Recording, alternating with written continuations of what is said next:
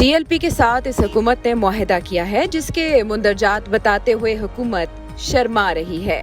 इमरान खान ने तो अपने लोगों से कहा है कि इस मामले पर गुफ्तगू ही ना करें और आज की कलदम कल ताज़ा दम होकर सामने आने की तैयारी कर रही है।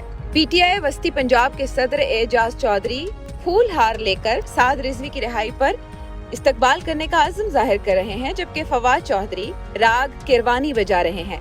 ये हो क्या रहा है, बात करेंगे सेठी साहब से। कल के वज़ीर खजाना और आज के मुशीर खजाना शौकत तरीन ने नवीद सुनाई है कि IMF का मुआहदा इस हफ्ते हो जाएगा। साथ ही खबरदार कर दिया है कि बिजली और गैस मजीद महंगी होगी। लोग कैसे गुजारा करेंगे, मुआहदे में अब क्या चीज अटकी हुई है, पूछेंगे सेठी साहब से आज के प्रोग्राम में। अस्सलाम वालेकुम, नजम सेठी शो में आपको खुशामदीद कहते हुए मैं हूँ सैयद आयशा नाज। मेरे साथ हस्बे मामूल मौजूद हैं नजम सेठी साहब। अस्सलाम वालेकुम। नजम सेठी साहब, चश्मे फलक ने ये नज़ारा देखा है। वो एक शेर है, उर्दू शायर हैं, वो कहते हैं बदलता है रंग आसमान कैसे कैसे।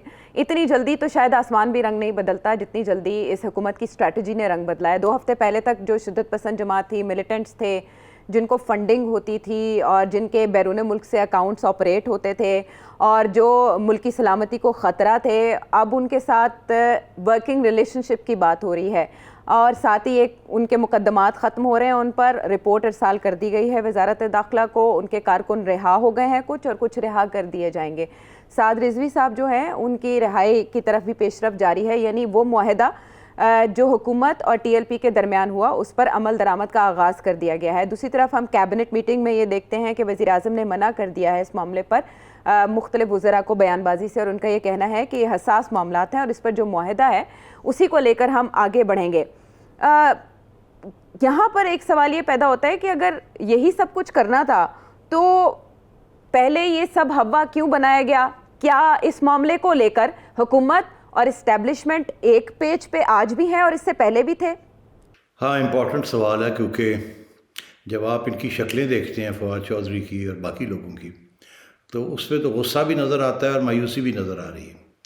और अगर ये सारा मामला अच्छा तय पाया है और टीएलपी जो है वो पीछे हट गई है और नेगोशिएशन कामयाब हो गई हैं, तो इन्हें तो खुशी मनानी चाहिए। तो ये तो खुशी नहीं मना रहे, ये तो बड़े मायूस लग रहे हैं। तो इसका ये मतलब है कुछ दाल में काला है। और आपका सवाल बिल्कुल जायज़ है, क्या उस वक़्त एक पेज पे थे और अब भी एक पेज पे हैं, या उस वक़्त एक पेज पे थे और अब एक पेज पे नहीं हैं? अर्ज़ ये है कि आपको याद होगा कि इस सब मामले के दौरान एक ब्रीफिंग दी गई थी एक ISI हेडकोार्टर्स में, और उस ब्रीफिंग में मालकान को बुलाया गया था मीडिया के, और वहाँ ब्रीफिंग के दौरान ये कहा गया कि देखिए ये स्टेट की जो रिट है उसको कायम करना है और हम बिल्कुल ब्लैकमेल नहीं होंगे। हुकूमत का ये फ़ैसला है कि हम ब्लैकमेल नहीं होंगे। उसी वक्त आपको याद होगा कि शेख रशीद भी और फवाद चौधरी भी दंदन आ रहे थे कि जी सवाल ही पैदा नहीं होता, और हमें ये भी कहा गया था कि काबीना के अंदर एक फ़ैसला हुआ है कि जी बिल्कुल ब्लैकमेल नहीं होगी और स्टेट की रिट जो है वो इस्टेब्लिश की जाएगी।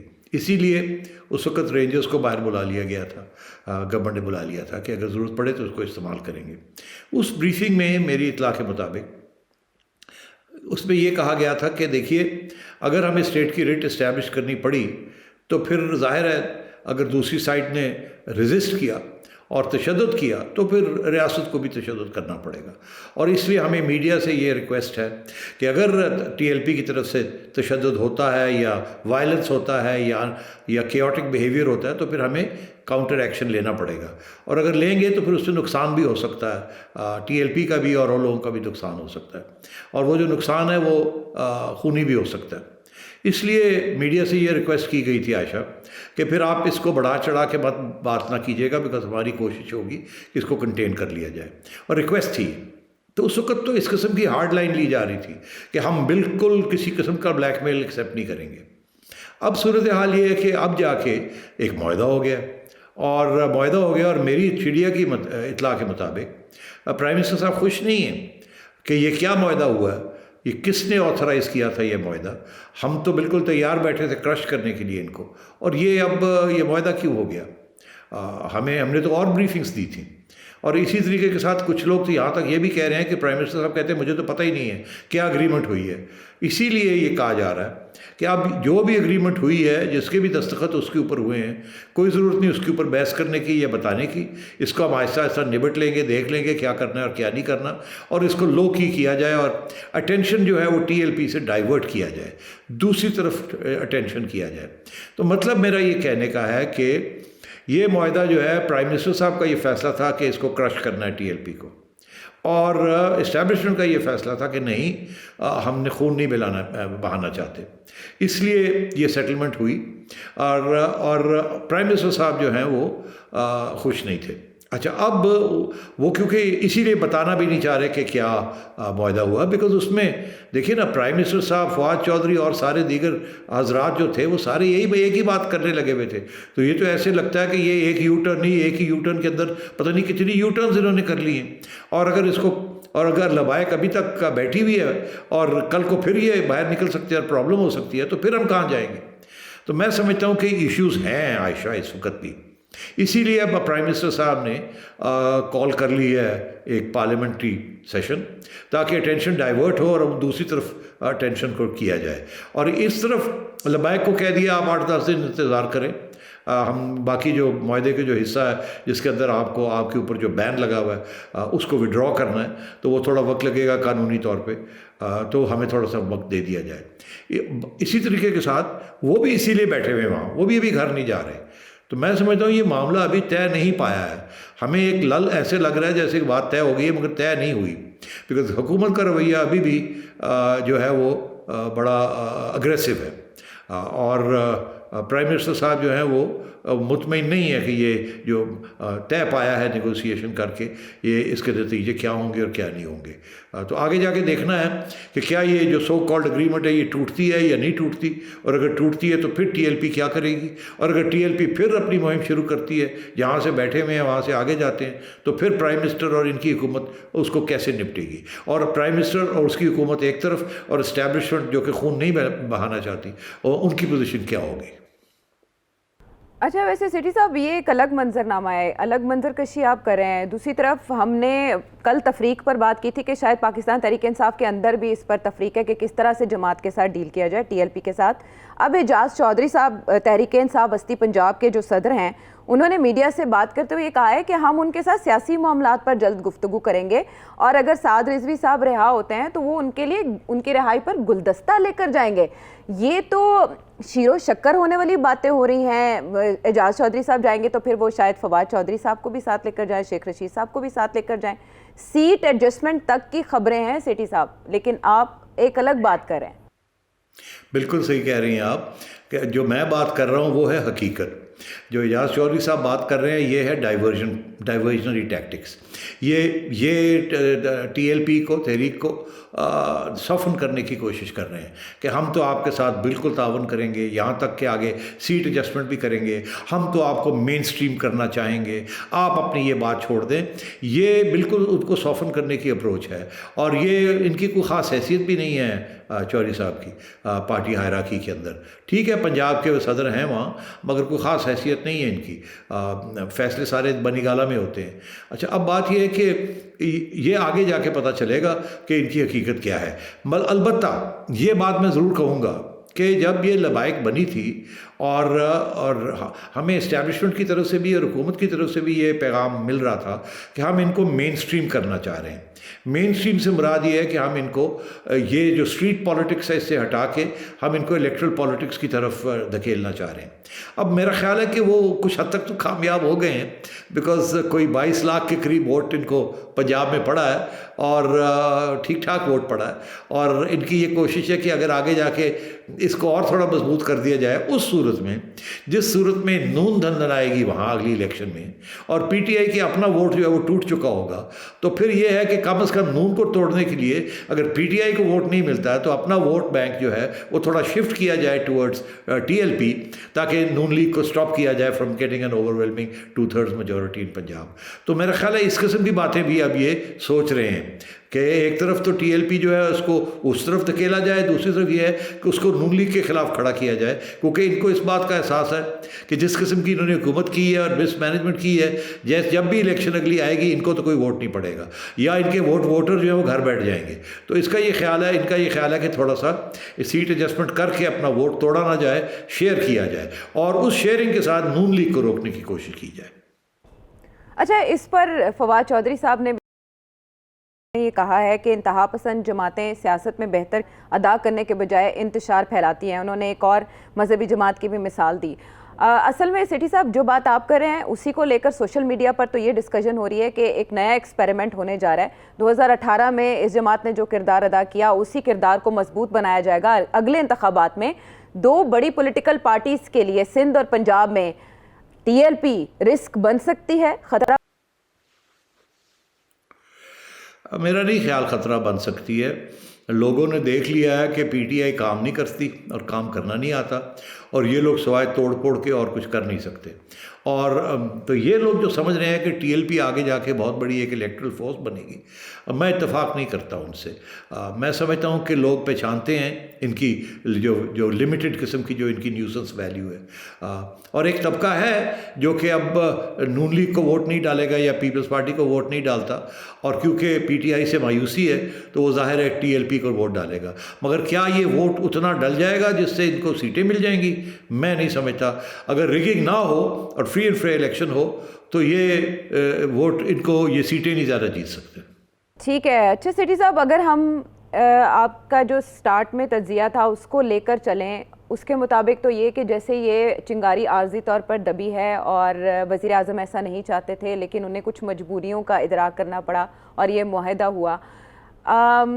वज़ीर आज़म ने अप्रैल के महीने में उस वक्त भी यही मामला था, तो एक तजवीज़ दी थी और उन्होंने इस पर सभी को ऑन बोर्ड लेने की बात की थी और कहा था कि मगरिब तौहीन रिसालत करने वालों पर पाबंदी लगाए। उन्होंने कहा जैसे उनके लिए हॉलोकॉस्ट है, हमारे लिए हमारे नबी की तकदीस बहुत मोहतरम है। तो इसी तरह के वो एक बात कर रहे थे कि सबको ऑन बोर्ड, सारी इस्लामी दुनिया जो है वो इस पर बैठे और इस मसले का एक हल निकाल ले। आपको लगता है कि ये जो हमारा इशू है लोकली, ये इंटरनेशनल लेवल के किसी सोल्यूशन से ही सॉल्व हो सकता है? हम इसको डोमेस्टिकली हैंडल नहीं कर सकते, क्योंकि यहाँ पर आपने देखा हमारे मुल्क में ही ऐसा होता है कि मज़हब कार्ड जो है वो उसका जादू सर चढ़कर बोलता है। ऐसी बहुत सी मिसालें हैं।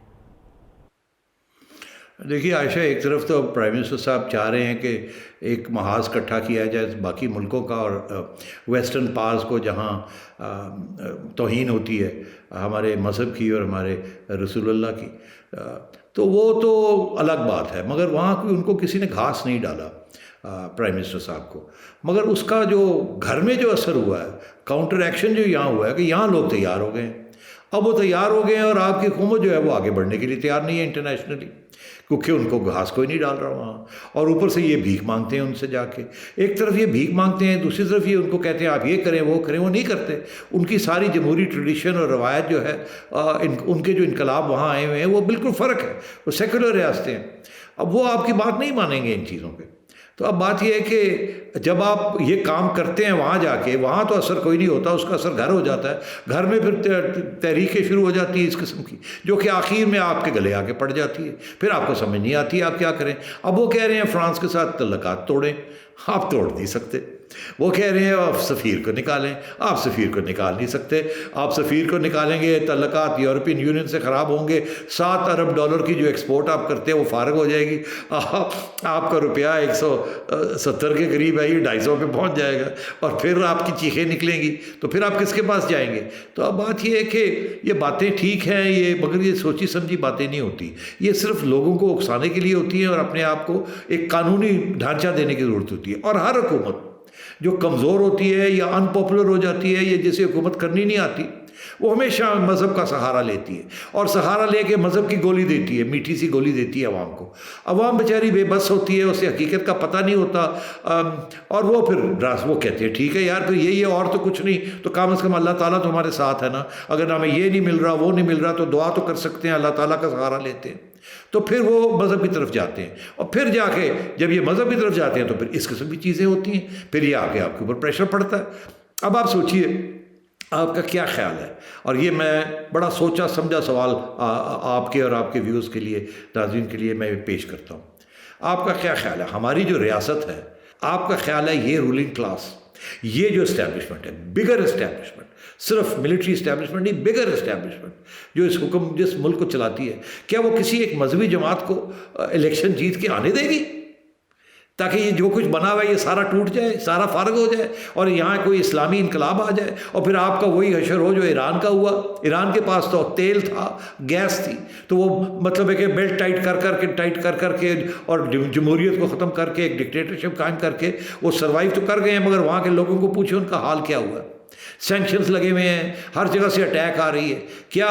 और वो तो सिर्फ आपसे उनकी पॉपुलेशन 1/3 हिस्सा भी नहीं है और उनके पास इतने वसाइल हैं। आपके पास क्या है? कुछ भी नहीं है। आपके पास तो पानी भी नहीं है, पानी की भी शॉर्टेज हो रही है। जब आपको पानी चाहिए होता है तो उस वक्त पानी नहीं मिलता और जब नहीं चाहिए होता तो फ्लड आ जाते हैं। आप तो रिजर्वायर्स भी नहीं बना सकते, डैम्स भी नहीं बना सकते, आप IMF के पास भीख मांगने जाते हैं। तो आप सोचिए क्या ऐसी सूरत हाल हो सकती है? इसीलिए जमात इस्लामी कामयाब नहीं हुई, इसीलिए JUI जो है वो एक मखसूस किस्म के इलाके में उनका छोटा सा वोट बैंक है और वो उनको वोट मिलता है। थोड़ा सा वोट बलूचिस्तान में मिल जाता है, थोड़ा सा KP में मिल जाता है, पंजाब में कोई ख़ास नहीं मिलता, सिंध में थोड़ा सा, कराची में मिल जाता है, बाकी सिंध में नहीं मिलता। वो अर्बन एरियाज़ में जहाँ इस किस्म की लोअर मिडिल क्लास है जो कि रिलीजियस माइंडेड है, मगर सारा पाकिस्तान तो ऐसे नहीं है। इसलिए मैं समझता हूँ कि ये जमातें होती हैं स्पॉयलर्स के तौर पे आती है। ये जो रूलिंग क्लास है आपकी, ये जो रूलिंग जेंट्री है, ये जो एलिट्स हैं इस मुल्क की, जिसके अंदर military, civil service, judiciary, industrialists, capitalists, upper middle class, ये कभी भी ऐसी यहाँ मजहबी जमात को वोट नहीं डलने देंगे। अगर आवाम भी तैयार हो जाए तो ये बिल्कुल नहीं होने देंगे, ताकि ये ना हो कि यहाँ की रियासत जो है उसको ये कैप्चर कर लें और कैप्चर करके यहाँ एक ऐसा निज़ाम लाएं जहाँ सबकी फारग हो जाए, सभी छुट्टी हो जाए और ऊपर से दुनिया आपको सैंक्शंस लगा दे। ठीक है सेठी साहब, आपने समझा दिया कि एक तरफ आवाम की मंशा और मर्ज़ी है और एक तरफ इस्टेब्लिशमेंट की मर्ज़ी और मंशा है, और यहाँ पर हमें ये भी समझ आ गई कि हमारे मुल्क में ताकत का सरचश्मा सामने क्या है और हकीकत में क्या है। सेठी साहब ने बात की रुपए की कदर की, अगर यूरोपीय यूनियन के साथ हम ताल्लुकात मुनक़ता करते हैं तो बात कहाँ तक जाएगी। ये तो पॉसिबिलिटीज़ की जब बात हो रही है, इम्कानात की जब बात हो रही है, तो ज़रा मईशत की तरफ आएंगे हम, ब्रेक के बाद वापस आगे।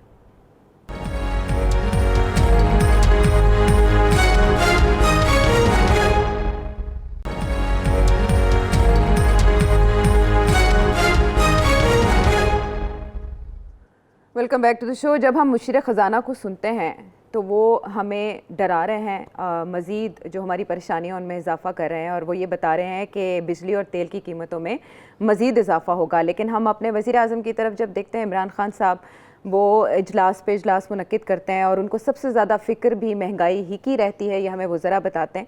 और वो ये कह रहे हैं कि वो अशया खुरोनोश और पेट्रोलियम मसनूआत की कीमतों में कमी के लिए इकदाम करें। हमें फवाद चौधरी साहब ने कल ही बताया कि वज़ीर आज़म महंगाई से रिलीफ के लिए एक पैकेज का ऐलान करने वाले हैं जिससे 1 करोड़ आबादी मुस्तफ़ीद होगी, कम आमदनी वाले अफराद इससे मुस्तफ़ीद होंगे। अच्छा सेठी साहब, ये हमारे सामने है और ये 2 पिक्चर्स हैं, जो एक पिक्चर हमें मुशीर ख़ज़ाना दिखा रहे हैं और एक पिक्चर हमें हुकूमत दिखा रही है, फवाद चौधरी साहब दिखा रहे हैं। अच्छा, मैं हुकूमत से अलग नहीं करी मुशीर ख़ज़ाना को, लेकिन क्योंकि वो बात और करें, आप हमें बताएं हम किस पर यकीन करें? आने वाले दिनों में हमारे ज़ख्मों पर मरहम रखा जाएगा या मज़ीद नमक पाशी होगी? देखिए, प्राइम मिनिस्टर साहब तो 3 साल से कह रहे हैं घबराना नहीं, घबराना नहीं, घबराना नहीं, और 3 साल से हम सुन रहे हैं कराची पैकेज आ रहा है, कोविड पैकेज आ रहा है, डेवलपमेंट पैकेज आ रहा है, कंस्ट्रक्शन पैकेज आ रहा है, मतलब एक पैकेज के बाद दूसरे पैकेज का ऐलान होता है। मुझे याद है जब ये कोविड पैकेज आया था तो प्राइम मिनिस्टर साहब ने कहा था कि 1000 अरब रुपया ये डिसबर्स करेंगे उन लोगों को जिनको वो एहसास प्रोग्राम के ज़रिए, और पता ये चला कि सिर्फ को 150 अरब रुपया इवेंचुअली उसका को 10-15% सिर्फ डिसबर्स किया, उन्होंने दिया। और वो 1 साल में देना था जो इन्होंने 3 महीने में दे दिया, ठीक, मगर वो उसके बाद पैसे ही ख़त्म हो गए। तो अब बात ये फिर वही बात हो रही है कि जी 1 करोड़ लोगों के लिए ये कोई पैकेज लेके आ रहे हैं। दरअसल ये वही बजट, देखिए बजट तो हर रोज़ नहीं बनता ना, बजट तो एक बन चुका है। जुलाई में बजट आया था, बजट के अंदर पैसे रखे गए थे इसी किस्म के काम के लिए, कोई नए पैसे तो कहीं से नहीं आ रहे, इनफैक्ट पैसे तो कम होते जा रहे हैं दिन ब दिन, क्योंकि टैक्सेस पूरे नहीं हो रहे हैं। तो ये पुराना पैकेज जो है, जो पैसे रह गए हैं, उसी को फिर ये घूम फिरा के फिर ड्रामा करेंगे कि जी एक नया पैकेज आ रहा है 1 करोड़ लोगों के लिए। अब बात ये है कि ऐसी कोई बात नहीं होनी, सिर्फ अनाउंसमेंट्स ही होनी है और कोई इसमें इजाफा वगैरह नहीं होना, और झूठ बोलेंगे। उसके बाद जब हकीकत होगी तो पता चलेगा कि जी 6 माह के बाद कि उसका 10% पैसा ही इन्होंने डिसबर्स किया। अच्छा, तो इसलिए प्राइम मिनिस्टर साहब तो ये कहते रहते हैं, सिर्फ दिलासा देते हैं। फाइनेंस मिनिस्टर साहब जिन्होंने प्राइम मिनिस्टर साहब के पैकेज के लिए पैसे देने हैं, वो बेचारे कह रहे हैं मेरे पास पैसा ही कोई नहीं। सऊदी अरेबिया से जो पैसा मिला वो इस्तेमाल नहीं कर सकते, वो सिर्फ रिजर्व में रख सकते हैं। उसकी वजह से सिर्फ आपका जो डॉलर है वो और महंगा नहीं होगा, आपको रुपया और सस्ता नहीं होगा, और सिर्फ उस वजह से है। वो आप इस्तेमाल नहीं कर सकते गरीबों के ऊपर या किसी और के ऊपर, या सड़कें बनाने में या डैम्स बनाने में, या ये एहसास पैकेज के अंदर देने के लिए। वो बैंक में रखा जाएगा और बैंक में रिजर्व्स को रखा जाएगा, ताकि जब डॉलर महंगा होता है तो स्टेट बैंक वो पैसा इस्तेमाल करके डॉलर वापस खरीद ले, और ताकि डॉलर जो है स्टेबल रहे। तो अब सऊदी अरेबिया का पैसा तो नहीं, बाकी कोई 1.5 अरब रुपया वो, और डिफर्ड ऑयल फैसिलिटी है। वो डिफर्ड ऑयल फैसिलिटी से मुराद ये है कि जी वो फैसिलिटी तो आपको दे देंगे, और वो कहेंगे जी आपने हमसे 1.5 अरब डॉलर का आपने तेल खरीदा है, चले आपने 30 दिन के अंदर पैसे देने थे या 90 दिन के अंदर देने थे, चले आपको 30 दिन और दे देते हैं। बस इससे ज़्यादा और कोई खाता नहीं है ये। वो भी ना इधर की बात है ना उधर की बात है। बात तो ये है कि तेल जो आप खरीदेंगे वो कितना महंगा होगा। तेल पहले से महंगा हो रहा है बाहर, और गैस भी महंगी हो रही है। और गैस तो आपके पास, आपने जो गैस ऑर्डर की थी वो तो गैस भी आपको अब दिसंबर में नहीं मिलने जा रही। आप भाग दौड़ कर रहे हैं कहीं से गैस मिल जाए।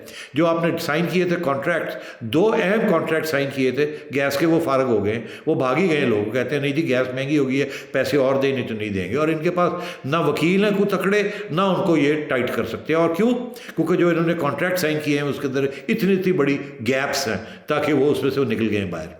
ये तो हाल है इनका। अब आप आइए कि शौकत तरीन साहब क्या कह रहे हैं। वो कह रहे हैं कि मेरे 2 प्रॉब्लम्स हैं IMF के साथ, जैसे ही वो हल होते हैं तो मैं कुछ पैसे आ जाएंगे। पहली बात तो ये है कि वो 2 प्रॉब्लम कौन से है, और दूसरी बात ये कितने पैसे आएंगे। ये सब देखने वाली बातें हैं, क्या उसके साथ मसला भी हल होगा कि नहीं। पहला मसला तो ये है कि IMF कह रही है कि भाई आपके पास पैसे नहीं हैं, हम तो दे देंगे थोड़े से। प्राइम मिनिस्टर साहब भी बड़े 1 करोड़ लोगों के लिए कुछ ना कुछ देना चाहते हैं, पैसे कोई नहीं है। चले फिर पेट्रोल की कीमत और बढ़ाए ना, चले जी बिजली की कीमत और बढ़ाए ना, चले गैस की कीमत और बढ़ाए ना। ये काम तो आप करें ना सबसे पहले। आप कहते हैं भाई अभी हमने तो अभी बढ़ाया है, हम कहाँ से और बढ़ाएंगे, आवाम हमारे गले पड़ जाएगी। अगर जी हमारा ये खाता नहीं है। आपने चाइना के पैसे वापस करने हैं, हमारे पैसे वापस करने हैं, दुनिया के पैसे वापस करने हैं, आगे आपने इंपोर्ट करनी है चीज़ें हमारे मुल्कों से। तो पैसे कहाँ से आएंगे जब तक आप टैक्सेस नहीं लगाएंगे, और टैक्स लगाएं, और टैक्स लगाएं, और टैक्स लगाएं। अच्छा, जब ये टैक्स लगाते हैं तो अमीरों के ऊपर उसका इतना असर नहीं पड़ता, गरीबों के ऊपर पड़ता है। क्योंकि तेल तो सबको चाहिए, गरीबों की मोटरसाइकिलों के लिए भी चाहिए, आपके चूल्हे के लिए भी गैस चाहिए, तो ये तो फिर सबको देना पड़ता है। या तो ये होना कि ये करे ये कि अमीरों के लिए तेल की कीमत जो है वो, बिजली की कीमत जो है वो बहुत महंगा दे। कहीं जी जो भी 300 यूनिट से ज़्यादा करता है उसको दुगना देना पड़ेगा अपना, ताकि अमीरों के जो ज़्यादा कंजम्पशन है बिजली की वो कम करें या ज़्यादा पैसे दें, और गरीबों के लिए सस्ता रख दें। कुछ ना कुछ तो करें, मगर वो भी नहीं करते। गरीबों में भी वो आप 300 यूनिट के साथ क्या फ़र्क, कितना, सबको 2 बल्ब भी नहीं चला सकते आप। तो इसलिए पहली बात तो ये है कि एक तरफ से ये और कीमतें बढ़ाना चाह रहे हैं। पहली IMF की कंडीशन ये है। दूसरी चीज़ ये है, वो कहते हैं टैक्सेस जो हैं वो बढ़ाएं, इंपोर्ट ड्यूटीज़ जो हैं वो ना बढ़ाएं, टैक्सेस बढ़ाएं। अब जो बंदा पहले टैक्स दे रहा है वो तो पिसा हुआ है, और जो नहीं दे रहा उसको लेके नहीं आते, उसको पकड़ते नहीं हैं, डरते हैं उनसे। क्योंकि वो लोग हैं जो कि घरों में पैसे रखे हुए, अब बैंकों में भी नहीं रख रहे, उनके पीछे जाना कोई आसान काम है। और फिर शोर पड़ जाता है क्योंकि इनका वोट बैंक जो है ना वो वहीं से आया। अच्छा, अब ये है सिचुएशन के दूसरी वजह क्या है, वो IMF की कंडीशन है कि स्टेट बैंक को आज़ाद करें आप, फाइनेंस मिनिस्ट्री उसके ऊपर कंट्रोल ना करे। स्टेट बैंक फैसला करे कि रुपया कहाँ जाएगा, स्टेट बैंक फैसला करे कि सूद जो है, इंटरेस्ट रेट्स जो है वो कितने होंगे, और कारोबार जो है वो किस तरीके से बढ़ेगा या किस तरीके से कम होगा। ये बड़ी अहम बात है। इसके 2 पहलू हैं। पहला तो ये है कि स्टेट बैंक का जो कानून है वो इतनी जल्दी जो है वो उसको तब्दील नहीं किया जा सकता, उसके लिए पार्लियामेंट के पास जाना पड़ेगा और तब्दीली करनी पड़ेगी स्टेट बैंक की ऑटोनॉमी के ऊपर, जो कि इतनी जल्दी नहीं हो सकती क्योंकि मसले हैं। मगर दूसरी बात यह है कि फाइनेंस मिनिस्ट्री उसको ऑटोनॉमस होना भी नहीं चाहती, वो आज़ाद नहीं करना चाहती उसको, क्योंकि अगर उन्होंने आज़ाद कर दिया तो पता क्या होगा, वो है IMF का बंदा लगा हुआ वहाँ। IMF का बंदा जो है ना वो टूटी को टाइट करता है, शौकत तरीन टूटी को खोलना चाहते हैं, वो IMF कह रही है उसको आज़ाद करें ताकि वो टूटी टाइट कर दे। मतलब ये है कि शौकत तरीन साहब कहते हैं इंटरेस्ट रेट्स जो है उनको गिराएं, पैसा मार्केट में फेंकें ताकि ग्रोथ हो। IMF कहती है नो, ग्रोथ नहीं चाहिए, हमें स्टेबिलिटी चाहिए, आप टाइट करें, इंटरेस्ट रेट्स जो है उनको बढ़ाएं ताकि लोग कम आपसे बोरो करें। जब कम बोरो करेंगे, गवर्नमेंट भी कम बोरो करेगी तो कम खर्चे होंगे, कम खर्चे होंगे तो जो आपके पास पैसे बचे हैं वो फिर इस्तेमाल हो सकेंगे, अदरवाइज आप फिर खसारे में चले जाएंगे। तो पूरी स्टेट बैंक जो है उसकी पॉलिसी एक है या एक होनी चाहिए अकॉर्डिंग टू IMF, और फाइनेंस मिनिस्ट्री कहती है कि हम नहीं है, स्टेट बैंक का कंट्रोल हम नहीं छोड़ते। IMF ने अपना बंदा तो वहाँ डाल दिया, पहले IMF ने अपना बंदा फाइनेंस में भी डाला हुआ था, हफीज शेख, वो काम नहीं चला। अब शौकत साहब आ गए, शौकत साहब ने कहा मैं सब कुछ ठीक करता हूँ। अब उनका जो ठीक करने का फॉर्मूला है वो IMF को पसंद नहीं है। तो इस किस्म के मसले हैं, ये आहिस्ता आहिस्ता ये हल भी हो जाएंगे, मगर फिर कोई ना कोई रास्ते में कोई रोड़ा फेंक देगा, कोई ना कोई मसला बन जाएगा। आगे आइए, अब वो कहते हैं जी ये जो स्टेट बैंक वाली बात है इसको छोड़ दें, ये बाद में हम कर लेंगे, अभी आप वो हम पेट्रोल शोर की कीमतें थोड़ी बहुत बढ़ा देते हैं। अब बात ये है आयशा, लास्ट वर्ड, अच्छा अब बात ये है कि ये अगले हफ्ते नहीं, 10 दिन नहीं, दो हफ्ते नहीं, हो जाएगा कुछ ना कुछ, कोई ना कोई कंडीशंस के ऊपर साइन हो जाएगा और थोड़े से पैसे आपको $300-400 मिलियन पहली ट्रांश जो है, पहला जो है ना वो सेगमेंट आ जाएगा। उसके बाद जब अगली दफ़ा जाएंगे उनके पास फिर रोक देंगे, फिर टाइट कर देंगे आपको। तो ये IMF के साथ ये चीज़ चलती रहेगी और कोई हल लॉन्ग टर्म नहीं मिलेगा आपको। तो ऐसी सूरत हाल में आपने जैसे कि कहा कि हुकूमत ये कहेगी कि हम कीमतें कैसे, हमारे गले पड़ जाएंगे, सिर्फ अवाम ही नहीं अपोजिशन के गले पड़ने के भी इम्कानात अपनी जगह पर मौजूद हैं। लेकिन शहबाज शरीफ साहब ने ये कहकर अभी मामले को टाल दिया और उनका ये कहना है कि तहरीक अदम एतमाद के लिए अभी वक्त नहीं आया। ना मालूम वो किस वक्त का इंतज़ार कर रहे हैं, इस पर हम प्रोग्राम्स में बात करते रहेंगे। अभी मुझे ब्रेक का कहा जा रहा है, हम वापस आते हैं ब्रेक के बाद।